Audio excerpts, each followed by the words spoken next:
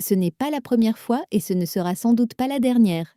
Presque chaque année, pendant la saison des récompenses à Hollywood, une actrice admirée depuis des décennies pour son élégance fait la une pour une raison qu'elle n'aurait jamais choisie. Les caméras haute définition révèlent de fines ridules autour des yeux, un léger voile gris sur les pommettes et une mâchoire qui paraît plus lourde qu'en réalité.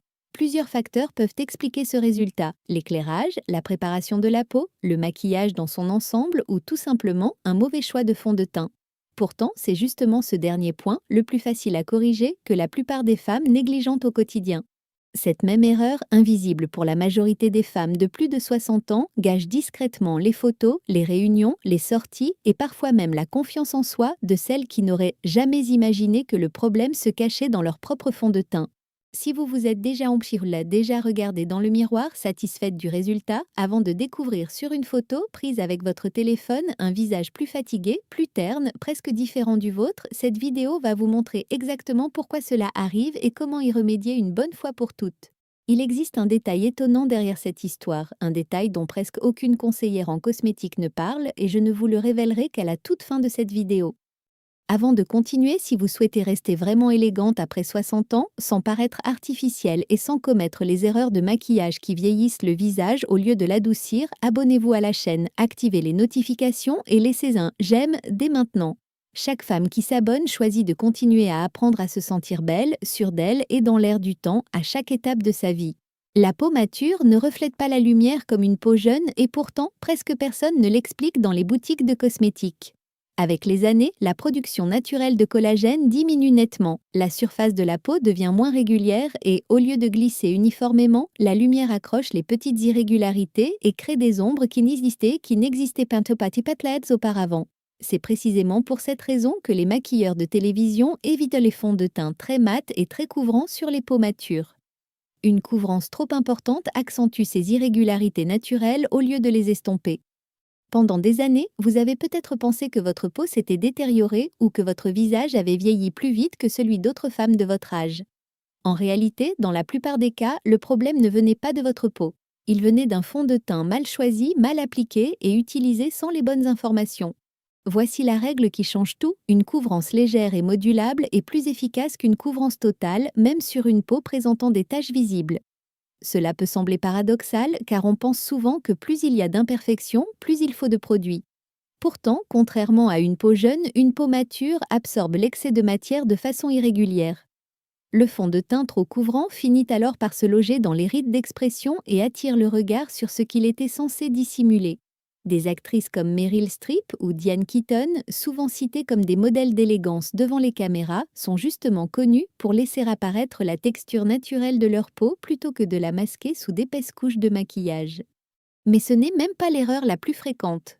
L'erreur la plus courante apparaît sur les photos de famille: choisir un fond de teint parce que le nom de la teinte plaît, sans jamais le tester à la lumière du jour, puis se retrouver avec un visage d'une couleur visiblement différente de celle du cou, comme s'il appartenait à quelqu'un d'autre.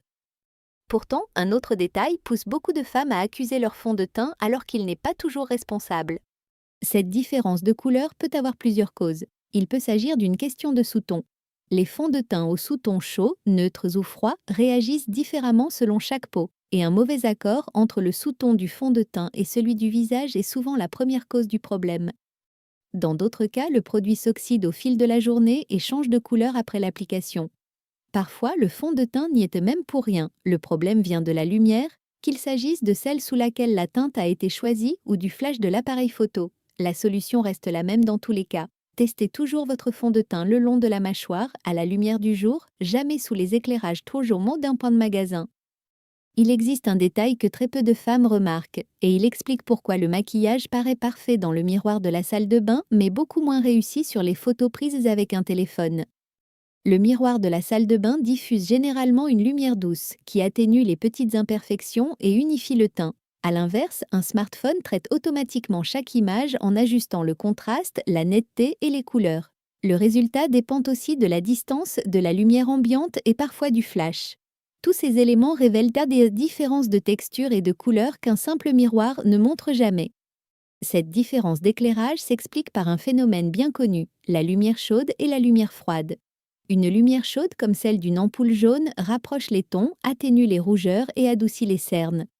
Une lumière froide, comme celle d'un ciel couvert ou d'un flash, fait l'inverse. Elle accentue les différences d'éclat de couleurs, met les irrégularités en évidence et révèle immédiatement les zones où le fond de teint a été appliqué en excès. Voilà pourquoi un fond de teint peut sembler parfait le matin et paraître complètement inadapté sur une photo prise plus tard sous une lumière froide. Si vous pensiez que cela n'arrivait qu'à vous, rassurez-vous. C'est le cas de presque toutes les femmes de plus de 50 ans, même si très peu en parlent. L'erreur suivante peut donner à votre maquillage un aspect 10 ans plus lourd qu'il ne l'est réellement. L'endroit où vous appliquez votre fond de teint compte autant que la teinte choisie. Le contour des yeux ne demande qu'une couche presque imperceptible car la peau y est très fine et le moindre excès de produit se loge rapidement dans les rides d'expression. Le cou, en revanche, est souvent oublié. C'est pourtant cette différence de couleur entre le visage maquillé et le cou qui trahit le maquillage à distance en créant un effet de masque particulièrement visible sur les photos prises au Constagacieur Timancherobades. Il existe aussi une raison pour laquelle certains fonds de teint paraissent parfaits pendant la première heure, puis semblent vieillir le visage au fil de la journée. Sur une peau plus sèche ou insuffisamment préparée avant le maquillage, les formules très fistantes ou nulles très fluides d'Autragi sont absorbées plus rapidement. On a alors l'impression que le fond de teint a disparu alors que, dans la plupart des cas, il a simplement changé de couleur au contact de la peau. Le résultat varie selon la formule et la préparation de la peau, mais le signe est généralement le même. L'outil utilisé change le résultat autant que le fond de teint lui-même. Les doigts réchauffent la matière et facilitent son application, mais ils poussent aussi à en mettre trop.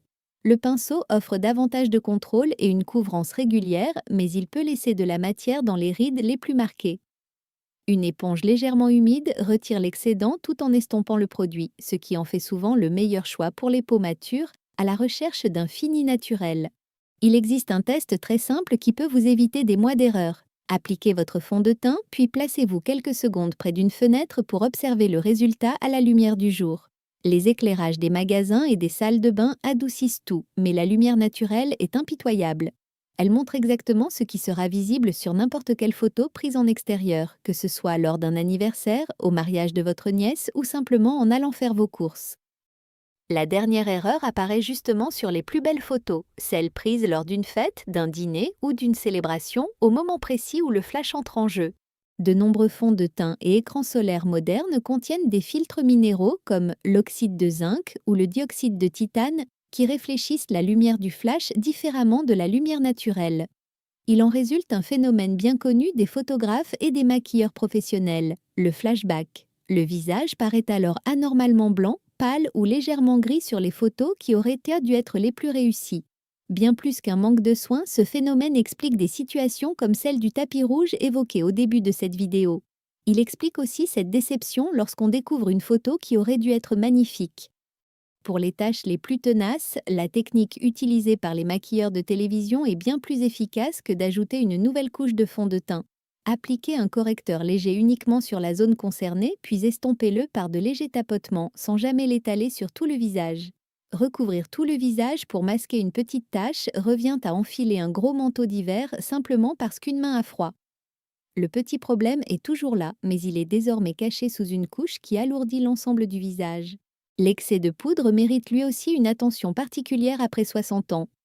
Un fini très mat accentue les ridules au lieu de les estomper car une peau mature a besoin d'un minimum d'éclat naturel pour paraître en bonne santé. L'ordre d'application des produits est tout aussi important. Appliquer le fond de teint trop vite après la crème hydratante, avant qu'elle ne soit complètement absorbée, favorise son déplacement au fil de la journée et son accumulation dans les rides d'expression. Revenez un instant devant le miroir du début de cette vidéo. Celui où vous vous trouviez satisfaite de votre maquillage avant d'ouvrir une photo sur votre téléphone et d'y découvrir un visage qui semblait différent. Vous savez maintenant que la différence ne venait pas de votre peau. Elle venait de la lumière, du sous-ton, de l'outil utilisé et du bon moment pour appliquer chaque produit. Le fond de teint idéal après 60 ans n'est jamais celui que l'on remarque. C'est celui que personne ne voit dans le miroir, sur l'écran d'un téléphone ou sur une photo prise à n'importe quel moment de la journée. Si cette vidéo vous a évité cette déception de découvrir sur votre téléphone un visage plus fatigué que celui que vous voyez dans le miroir, laissez un j'aime et abonnez-vous à la chaîne. Chaque femme qui choisit de prendre soin d'elle grâce à des conseils fiables mérite de continuer à recevoir ce type de contenu. L'élégance après 60 ans s'apprend un détail après l'autre. Et le prochain détail pourrait bien être celui qui changera votre prochaine photo. Dites-moi maintenant dans les commentaires, laquelle de ces erreurs avez-vous reconnue dans votre propre routine?